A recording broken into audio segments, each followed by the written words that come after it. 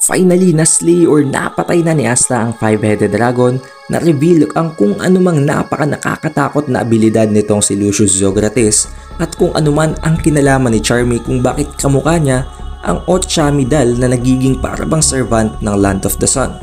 Ang lahat ng yan at iba pa ay tatalakayin natin dito sa ating chapter review ng Black Clover chapter 353. It's the updated weeb at kung nagugustuhan mo ang ating chapter reviews ay siguraduhin mo nang nakalike, nakasubscribe at na-ring mo na ang bell button para palagi kang updated and notified tuwing magkakaroon tayo ng bagong chapter release reviews at para palagi ka na ring updated sa recent timeline ng series. Huwag na nating patagalin pa at simulan na natin ang talakayan. Sa previous chapter ay na-feature at na-flex ang Tengensu or All-Seeing Eye nitong si Ryudo Ryuya na Shogun ng Land of the Sun na ni-utilize nila sa pagpatay ng Five-Headed Dragon sa pamamagitan ng tulong na rin ng lahat ng mga miyembro ng Ryuzen 7. So now let's proceed sa chapter at hand which is chapter 353 ng Black Clover. May kita natin dito na unti-unti nang nag-clear up ang langit ng Land of the Sun. Dahil kung iisipin natin at kung babalikan natin ang previous chapters, ang Land of the Sun ay nababalutan ng Yoryoku Clouds na dulot na nga ng appearance or ng existence ng Five-Headed Dragon na hindi pa naman actually patay at nakasil pa lamang sa ilalim ng dagat. Nang dahil sa patay na ngayon at hindi lamang nakasil na lamang ang Five-Headed Dragon, hindi na nakaka-apekto ang kanyang Yoryoku dahil completely na-eradicate na yon ng anti-magic ni Asta.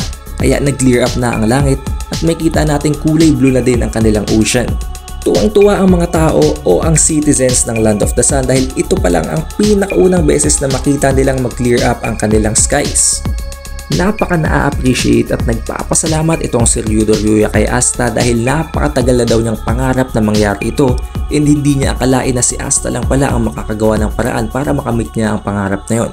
Nagtataka ngayon itong si Asta habang nakatingin siya dito sa bangkay ni His Christ. Ang alam niya ay patay na itong si His Christ dahil nga nakita niyang mag-suicide ito gamit ang ice burial sa Sose Village way back in the previous chapters so far na nanggaling pa ito sa animated parts na ng series. In-explain naman sa kanya nitong si Ryu kung ano talaga ang nangyari. Sinabi niya na tulad ng ginawa ni Sister Lily sa Five-Headed Dragon ay maaring merong abilidad si Lucius Zografes na i-revive maging ang mga patay at hindi lamang yun, hindi lamang ang mga mahihinang magic users ang kayang i-revive ni Lucius Zografes kung hindi ang mga magic users on the level ng Grand Magic Knights. Kung iisipin natin si Yuno Green Burial ay tinaguri ang isang Grand Magic Knight kahit pa sabihin natin isa siya sa pinakamalakas na mga karakter ngayon sa storya and undeniably maging sa Clover Kingdom, still hindi pa rin naman siya ang captain ng Golden Dawn. Pero kung iisipin natin ang mga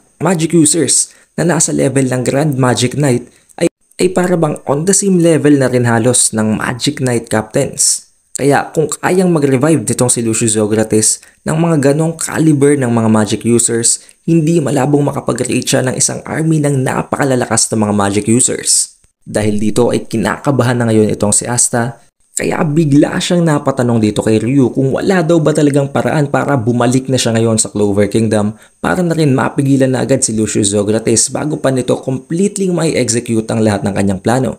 Pero sinagot naman siya nitong si Ryudo Ryuya na hindi daw yun actually applicable as of the moment dahil ang mga kaibigan niya mula sa Black Bulls ay currently naghahanap na sa kanya and maaring at some point ay magkasalisihan sila. Dahil kung makarating ang Black Bulls dito sa Land of the Sun at kung siya naman ay makarating ng Clover Kingdom ay hindi pa rin sila magmi-meet. And as for me, I think na foresee na nitong si Ryudo Ryuya na at some point ay makakarating din ng Black Bulls sa Land of the Sun kaya sinabi niyang antay na lamang nitong si Asta ang kanyang mga kaibigan. Na sinangayunan naman itong si Asta dahil alam naman niya kung gaano ka-omnipotent at kung gaano ka-accurate ang Tengensu or ang All-Seeing Eye nitong si Ryu. Until then, ang tanging bagay daw na kailangan gawin nitong si Asta ay ang mag-prepare.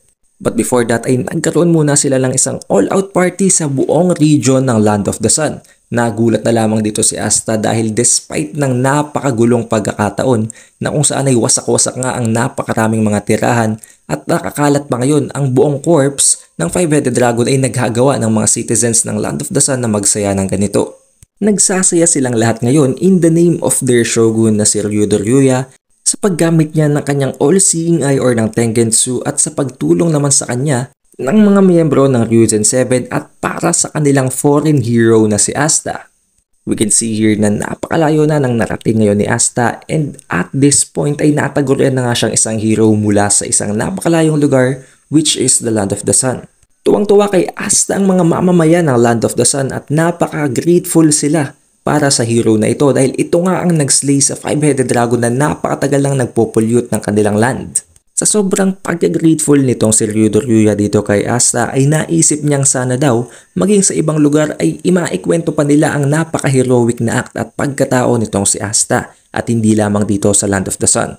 Si Ichika naman, despite the whole nation partying, ay napakalungkot habang tinatanong niya itong si Ryuya na hindi daw pala ang kanyang kapatid na si Yami Sukehiro ang pumatay or nag-annihilate ng buong Yami clan kung hindi siya. Hindi naman siya sinagot ni Ryuya. Dahil of course, para saan pa ba dahil alam naman na talaga ni Ichika at hindi na niya kailangang ipamukha pa yon dito. Kahit na under legal age pa itong si Asta ay hinayaan nila itong uminom ng sake na dahilan kung bakit parang unti-unti na itong nalalasing. Lumapit naman ngayon si Ichika dito kay Asta habang humihingi ng tawad dahil na nga sa napakamasasamang bagay na nasabi niya dito sa captain ni Asta na si Yami. Nagulat naman itong si Asta dahil hindi niya akalain na may ganitong soft side pala itong si Ichika. Habang sinasabing okay lang daw yon at napaka-proud daw niya para kay Ichika dahil inamin ni Ichika ang kanyang pagkakamali. Maaring nasasabi ito ni Asta nang dahil na nga sa kanyang kalasingan at nawawala ang kanyang takot sa napaka-fearful na membrong ito ng Ryuzen 7. Kaya nang dahil nga sa sinabing yun ni Asta ay umalis agad itong si Ichika habang sinasabi sa kanyang medyo yumayabang na daw siya. Dumating naman ngayon itong si Dozaemon at ang isa pang membrong ito ng Ryuzen 7 habang nag-offer ng mas marami pang pagkain at mas marami pang sake. Makita natin dito na kasama nila ang Ochami doll na para bang isang puppet servant at nakita na rin natin ang doll na ito sa pinakaunang pagkakataon na mamulat ang mga mata ni Asta sa Land of the Sun. Nakita natin doon na para bang nagre-resemble daw ito ng kanyang miyembro ng Black Bulls na si Charmy. Dito ay nai-explain at naitanong nitong si Asta kung ano daw ba talaga ang Ochami doll na ito, na sinagot naman ni Dozaemon at ng miyembrong ito ng Ryuzen 7 na way back then from a very long time ago ay nagkaroon daw ng isang napakalaking crisis at ng isang napakalaking famine sa Land of the Sun. Nang dahil dito ay nawalan sila ng pagkain at ng mga resources. It was at this moment daw nang dumating si Ochami na talagang nagligtas ng kanilang buhay at para bang ito daw ay ang naturingang god of food dahil kayang mag-create nito ng napakaraming pagkain at nakapag-supply ito ng napakaraming food para sa lahat ng tao ng Land of the Sun. Basing sa kung ano mang nasabi niyang ito and basing sa illustration from the panel, we can clearly depict na ang taong ito ay walang iba kung hindi si Charmy ng Black Bulls. Maaari namang maitanong nyo na paano nangyari yun gayong napakatagal na nangyari ng crisis or ng famine sa Land of the Sun and napakabata pa lamang ngayon ni Charmy. Huwag natin kakalimutan na si Charmy ay isang half-breed na half-human and half-dwarf na maaaring dahilan kung bakit hindi siya nag-e-age na tulad ng mga normal na tao and maaaring naligaw na talaga itong si Charmy sa kung saan at nakapag-spread na din siya ng napakaraming mga bagay and legacy sa napakarami pang mga lugar at hindi lamang siya ganon kasikat or kakilala sa buong Clover Kingdom. Dahil hindi naman siya palagi nagfe-flex ng kanyang mga kakayahan and it was just this one time nang makita natin gamitin niya ang kanyang dwarf na anyo. This only means na itong si Charmy ay meron talagang huge significance pagdating sa history ng Land of the Sun na dahilan kung bakit ibinase sa kanyang itsura ang Ochami doll na ginagawa nilang servant. Makita natin dito itong si Jojo na talagang nagbumukmok habang sinasabing wala daw siyang kwenta at isa siyang basura dahil kung babalikan natin ang previous chapters ay muntik nang mag-fail ang kanilang plano na putulin ang lahat ng ulo ng Five-Headed Dragon nang dahil nga sa napaka-deep na sugat itong si Jojo kung hindi lamang dahil sa tulong nitong si Ichika. Si Mushoku Takehyoga naman ay kinakausap itong si Asta kung may kilala daw ba itong si Asta na isang malakas na babaeng magic user mula sa Clover Kingdom. At mas magugustuhan daw niya kung ang babaeng yon ay isang flea magic user. Ang unang pumasok agad sa isip ni Asta at alam kong maging sa inyo ay walang iba kung hindi si Mereoleona. Pero Asta, knowing what characteristics and what traits ang meron itong si Mereoleona ay hindi niya agad isinuggest ang babaeng yon dito kay Mushoku Takehyoga dahil maaaring hindi naman magkaroon ng kahit na anong romantic relationship sa gitna ng dalawa kung hindi magkaroon lamang sila palagi ng isang brutal na fight. Pero kung kaya namang i-withstand itong si Mushoku Takehyoga, ang flame ni Mereoleona gamit ng kanyang Iron Soldier, why not naman, di ba? Bigla namang naramdaman ni Asta ngayon na para bang nasusuka na siya na maaring dulot nga ng pag-inom niya ng sake dahil hindi naman siya sanay, na i-request ngayon nitong si Ryudo Ryuya na ang pinakamadaling paraan daw para mawala ang pagkalasing ay ang maligo sa hot spring. Kaya isinama siya ngayon ni Dozaemon papunta sa hot spring, subalit naiwan pala ni Dozaemon ang kanyang hand towel, kaya sinabi niya kay Asta na mauna na lamang siyang maligo at susunod na lamang si Dozaemon. Nang makita ni Asta ang hot spring ay hindi na ito nakapag-intay pa at agad na tumalon sa tubig. Hindi niya akalain na sa loob ng hot spring na yon ay naliligo pala itong si Ichika Yami na nakahubot-hubad na. Gulat na gulat ngayon itong si Ichika at mas gulat na gulat itong si Asta. The moment na makita niyang nakahubot-hubad na itong si Ichika habang naliligo dito sa hot spring ay na-realize niya na agad kung ano ang magiging susunod na mangyayari. Naisip niya ang isang image nitong si Ichika na binabantaan siya na papatayin siya nang dahil na nga sa napakamalaswang aksyon na hindi naman actually intentional kung hindi isang accident lamang, at mas masisisi natin dito ay walang iba kung hindi si Dozaemon na nagdala sa kanya sa hot spring. Nang dahil sa sobrang takot ni Asta ay agad nawala ang kanyang pagkalasing at may kita din natin dito na sobrang nahihiya na si Ichika habang nakatingin dito kay Asta. Hindi na inantay ni Asta na bumunot pa ng sword itong si Ichika at kusa na itong tumakbo papalayo habang humihingi ng tawad. Habang tumatakbo itong si Asta ay saka lamang na-realize nitong si Dozaemon na turn pala ng mga babae para maligo sa hot spring, pero it was already too late na para balikan itong si Asta dahil nangyari na nga ang sakuna. Matapos ang all-out party na nangyari sa gabing yon ay nagbabalik na ngayon ulit sa seryosong pagkakataon ng kwento. Dito ay makita nating nakasalubong nitong si Asta si Ichika at agad namang humingi ng tawad itong si Asta nang dahil na nga sa kanyang sobrang takot.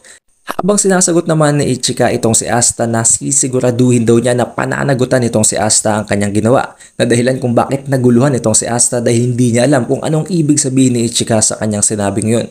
But with all of that happening, nagsalita na ngayon ang pinakamalakas na miyembro ng Ryujin 7 na si Takehyoga na nabanggit daw sa kanya ni Ryu na malapit nang dumating ang Judgment Day at ang pinaka-final showdown para kay Asta, kaya naisip daw niya na akitin ng makipag-train muli itong si Asta sa lahat ng Ryujin 7 dahil alam naman niya na hindi si Asta ang tipong uupo na lamang at mag-aantay.